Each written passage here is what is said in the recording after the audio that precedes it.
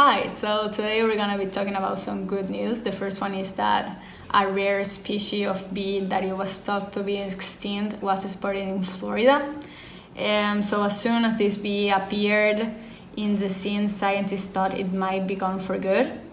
The last bee that was spotted in Florida in 2016 after 5 years of being first identified.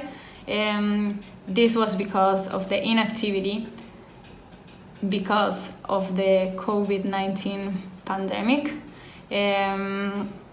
Chase Kimmel of the Florida Museum of Natural History worked very hard to confirm the survival of this species.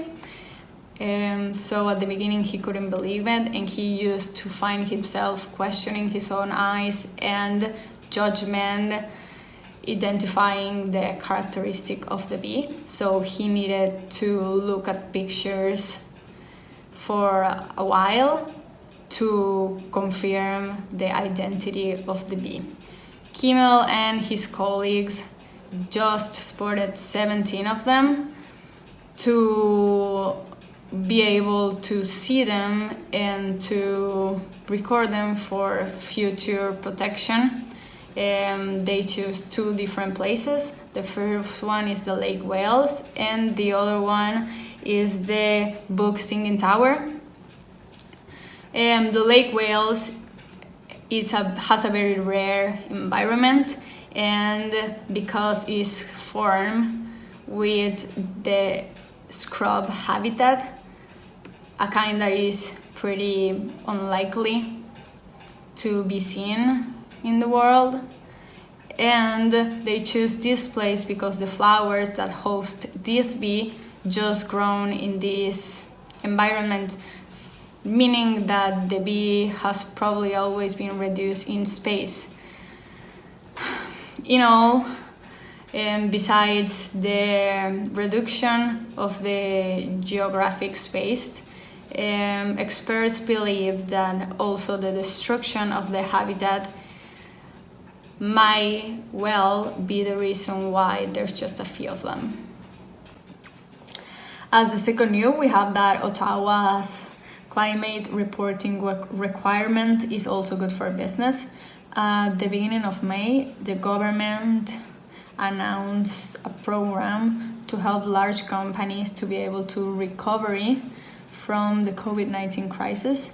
This program will provide bridge loans to the companies so they can get back on track. To access this program, the company will need to meet a lot of expectations. One of them is to publish annual climate disclosure reports consistent with international standards. Having companies report climate progress and risk exposure should also help them. Climate-related financial disclosures are a reporting technique they use to identify material risks by climate change. These can help them to mitigate those risks while they operate, and also it should help investors and lenders to understand the risks of a business. Accessing to this program funding also requires companies to report how their plans are going to be contributing with Canada's climate commitment. So this will help the business actually to start to understand to where the economy is going. A flight of military jets on Sunday carried out a spectacular flight past as part of the nationwide exercise to express gratitude for all the persons that are supporting and helping in the coronavirus pandemic, such as paramedics, sanitation people, staff and other frontline workers that are helping to decrease the cases in this pandemic. The flower petals were showered by an Indian Air Force helicopter on 2 hospitals in New Delhi in India in honor of the frontliners workers that are combating and fighting with the COVID-19 pandemic. Talking about a little bit more of sports, it has been nearly 3 months since the last NBA game was played. They say abstinence makes their heart grow, so that means that a lot of the players are really excited to come back and play on the 2020 championships that will be played in Orlando, Florida. Now that all the league governors and specialists that are in the head of the biggest teams on the NBA, they allowed to return playing feature 8 regular season games and 1 championship at the end of this year, and then a post-season games. So that it will be a lot of more excitement for the fans and the people that will look out for those type of games.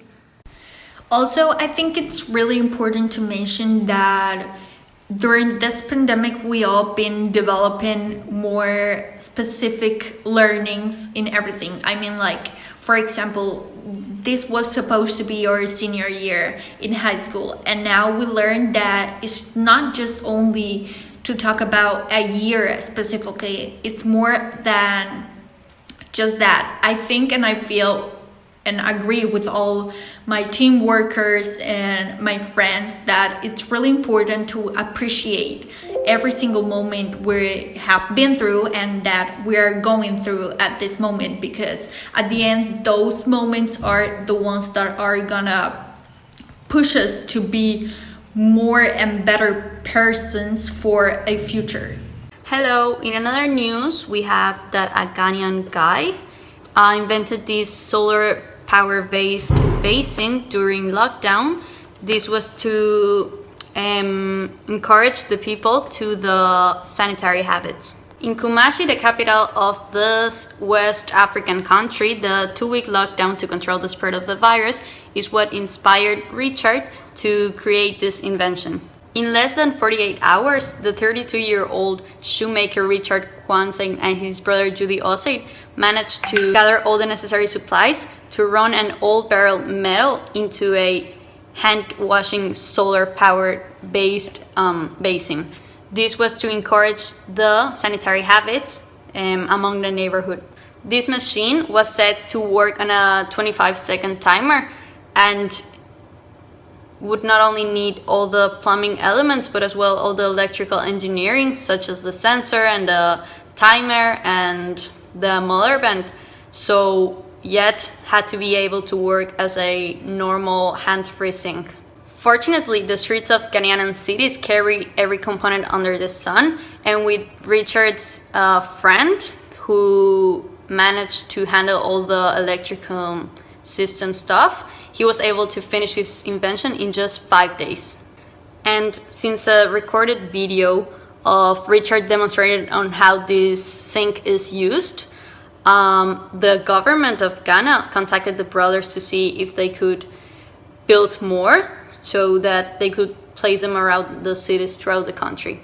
And I think this is a pretty cool invention, and they not only use recycled material but is also encouraging the people to do like sanitary habits. So I think it's a pretty cool thing they did. And in another news, we have that the European Commission has made a concrete pledge to entering 30% of the European Union's land and oceans as protected zones by 2030.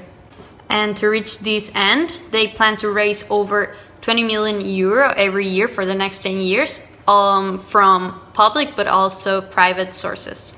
The EC believes that recovery from COVID-19 with biodiversity in mind will be the key to restore the health not only of the environment but also the economy.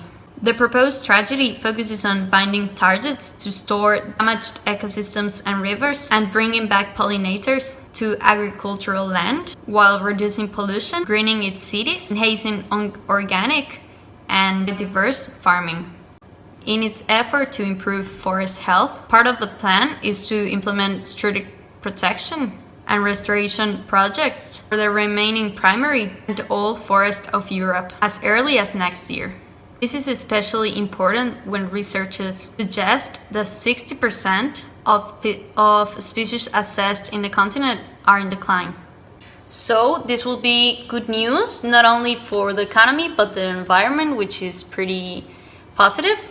And we'll be on for more good news with my friend Fair. Thank you. Hi, the first news I'm going to give you are flamingos flock to lakes in India. Right now, there's 25% more of the populations of flamingos in Mumbai than there has been in a really long time, and it's all thanks to people not crowding the city. And last but not least, we have that New Zealand is back to normal. The Prime Minister announced this week that they're returning to their normal activities thanks that there's no longer risk in New Zealand of getting the virus. The second one is Public Health England approves antibody test. So, on May 14th, Public Health England approved of the testing of antibodies, and they're going to be able to tell us who has been already infected with coronavirus and if you're already immune to it or if you're going to get it again. Thank you very much for staying with us and stay tuned to hear more about good news. Goodbye.